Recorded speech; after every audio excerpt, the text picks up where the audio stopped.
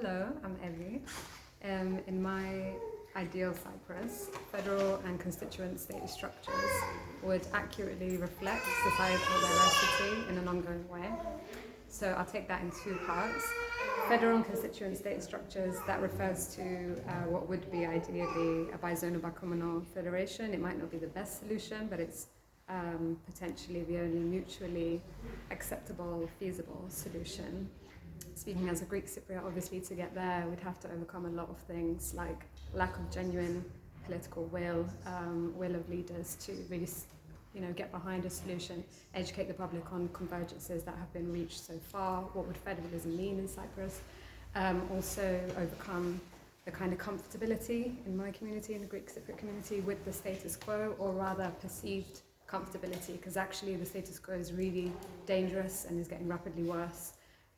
It's going to affect us all, but that doesn't really seem to be felt by a lot of people yet.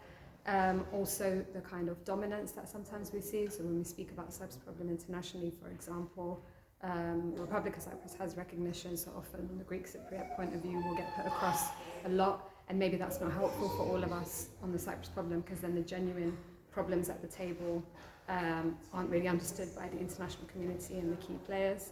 And finally, silence. I think there's a lot of silence, either self-imposed or really imposed by the establishment. People risk being marginalized, ostracized if they do stand up for a solution and for political equality in a meaningful way, depending on interests.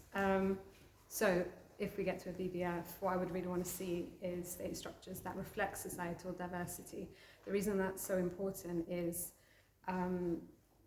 first of all, it's a multicultural, multi-ethnic, multilingual, multi-religious society, always has been, and yet we don't see that in the way that things are governed in the education system. Lots of people have spoken about that, but also socioeconomic status, and that would be reflected in lots of different things. Some of the things people are speaking about, transport, etc. You can't expect people who don't use public transport to know how it really should be implemented. You can't expect people who aren't renting to understand that there's a housing crisis and so on. So societal diversity reflected in an ongoing way because society constantly evolves. Thank you.